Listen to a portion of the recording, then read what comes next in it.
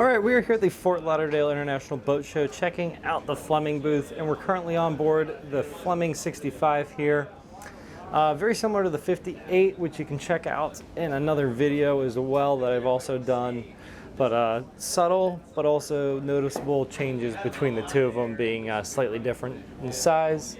Just a quick note, that is going to be the aft cockpit area, but folks out there right now, so we're just going to respect them and do our own thing here. One thing I like to note on these Flemings that I've found really cool is that nice grab handle down the middle. Rather beamy boat, lots of space all the way across here, and when we flip around you see there's another seating area and table there. That TV there will retract down into the cabinetry in that corner as well. And then another very similar seat that we've already been taking a look at with some chairs around there on that side. I got the teak all the way pretty much throughout the whole of these boats. On the right is going to be this guy here. That's just your refrigerator, freezer setup. That's what it looks like inside. It's a refrigerator. One difference that you get on the 65 over the 58, you get a little bit bigger kitchen space, so you get this extra space over here. Whereas the fridge is up against the stairs on the 58. And coming over here, the kitchen looks, again, similar, but it's a little bit wider. And you just get a little bit more space as a whole here. We're not going to go through all the cabinets. We're going to respect the owner's privacy, as that says, but very large GE microwave oven over the top there, Miele electric stove top there, and an oven below that. And then hiding behind that should be the dishwasher that's built into the cabinetry as well. Really homey feeling kitchen. It's got the sink inset below the counter. You just wipe it all off. Very nice. Nice big galley area. Just feels like a proper kitchen with especially all this extra space over here as well. We've got a couple options here. Down there is going to be our stateroom level with all the cabins and whatnot, and up there will take us up to the Pilothouse. Let's go ahead, we're going to change it up. I was going to go up, but we're going to go down. We've got a grab handle there, that's real nice, and then railing up and down the stairs the whole way there. So that's pretty cool. We got 4 steps down in here. Nice to have that grab handle. So when we come down in here, there's a number of options that you can do as far as the layout on this lower level. I'm not even going to be able to pretend that I know all of them like the back of my hand. But this one has a stateroom there with those bunks, 2 single bunks. Right here we're going to have a washer dryer stack there. Nice to see those full-size units like you would expect on this size of boat, especially one that's made for living aboard. Like I said, there's a whole bunch of options. They're showing you can have this as an office, so that's an option to do on this. You can also set it up to kind of where that's at, this guest stateroom, which we'll check out here in a second. You can kind of have the hall bumped over this way, and that becomes your master instead of that up there. Like I said, numerous options. I just can't even begin to cover them all and actually know them well enough. So this is going to be set up like this. 2 singles. You can get this in pretty much the same space and size like this, but you can get it also with a, I want to say either a full size or a queen bed in here. So 1 double berth instead of 2 singles. Flipping around this way as we walk in here. There's just a nice little desk area there going on. You can do your makeup, you can work whatever you need to. That shows you can get seating in there. Lots of customization is available on these Flemings, no doubt. You know what? We'll look real quick. I should use my eyes. Like I said, you can get a queen in here instead of the 2 singles, so that's just showing that off. Nice little LED accent lighting all the way around the base of the cabinetry and furniture for the most part in a lot of the rooms on these boats. And we'll just slip in here. That is going to be the head for the 2 staterooms that we just entered. Really big and nice shower stall there. Really cool. I like the curved glass, and it's not a rainfall built into the ceiling, but it is effectively acting as a rainfall shower head there. Yeah, big curved glass. That's cool. It's kind of hard to see here. The camera's just not picking it up, but nice big curved piece. Rather generous vanity area there for a guest bath like that. Not too much to get into, like I said. listening to the signs, not getting into anything. So master stateroom here. We're just gonna look up here because this is really cool how they, it's like a vaulted ceiling area going up to the hatch there. So that's pretty cool. But yeah, nice big bed there, about queen size I would say. It is on hydraulics, much like this would show. So you could actuate those, lift it up, and you get a bunch of storage underneath of there. Storage is super important on boats like this that are often live aboard or very extended stays, depending what you're doing.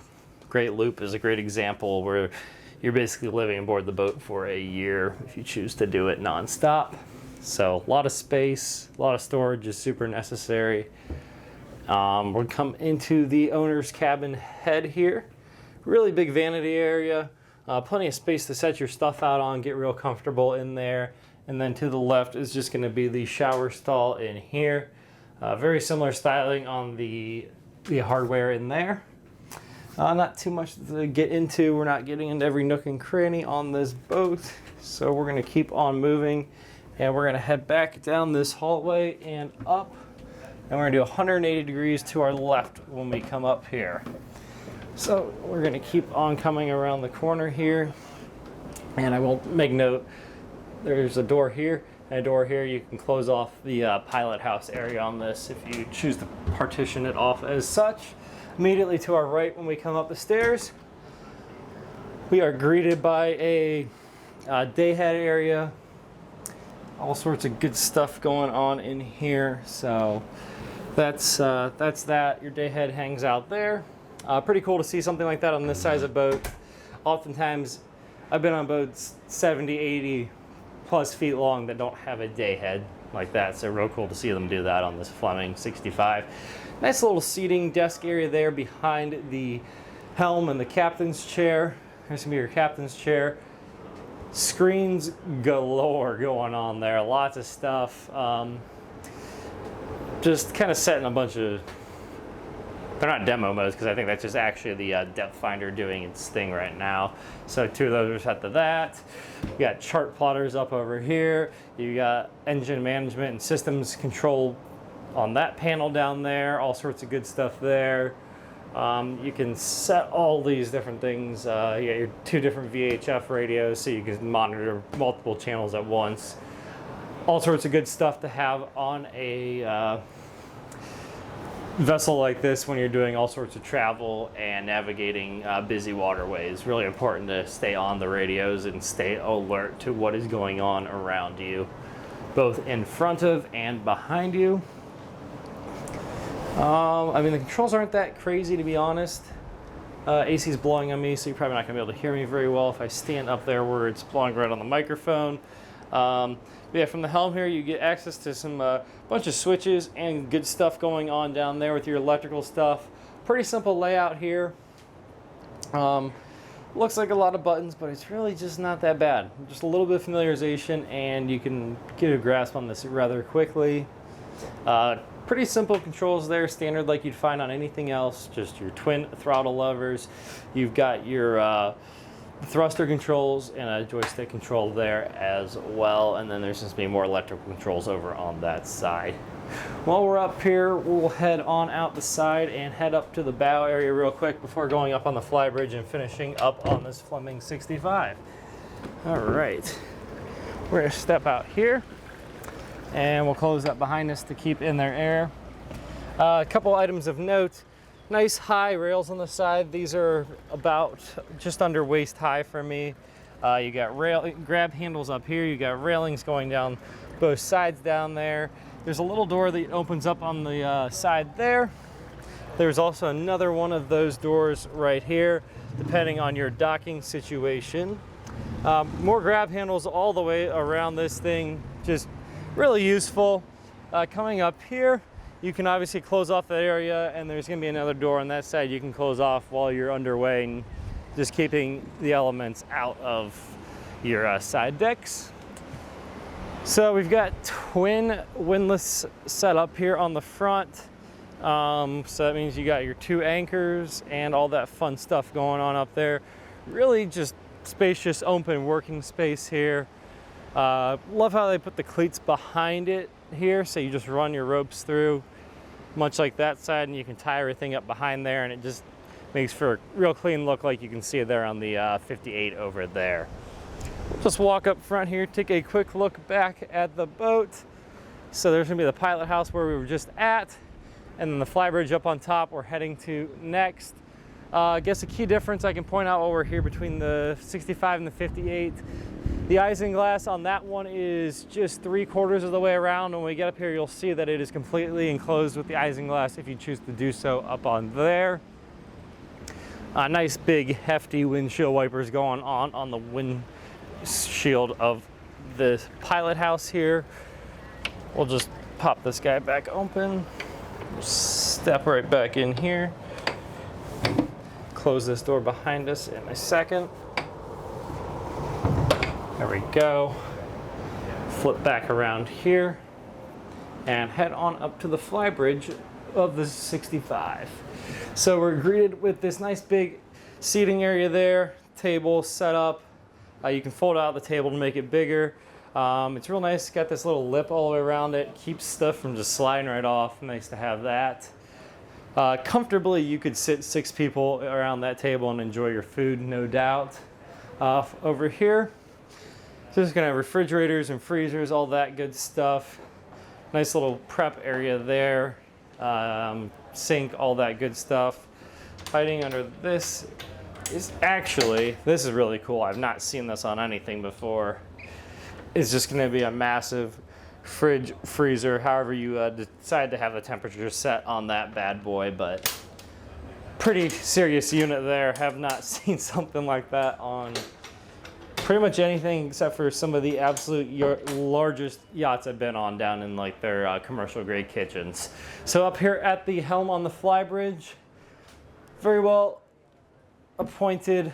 You get your engine and systems panel in the center, and you get twin glass displays that you can do various things from chart plotter to the sonar, all that good stuff goes on up there. And again, you get your controls again, just your standard twin throttles, your joysticks, bow thrusters, and all sorts of good stuff going on there. You get a little area you can relax, lounge out up there. As you can see, the isinglass goes all the way around. We already kind of looked at that back there, but you could partition that off completely by bringing that over, zipping it up. But there is going to be your tender up here on the Flybridge deck. You've also got a crane and an inflatable lifeboat hanging there. And 2 things here that are really cool. So we have a remote control joystick station down below, pretty much under the back right-hand corner of that tender there on the aft cockpit area. But they also give you one up here, so it's really great. The visibility is absolutely fantastic from up here. Just super nice that they put that up here. I can't say that I've seen that outside of Fleming. Out of the dozens of different yachts I've been on, that's something new for me. And this is really cool too.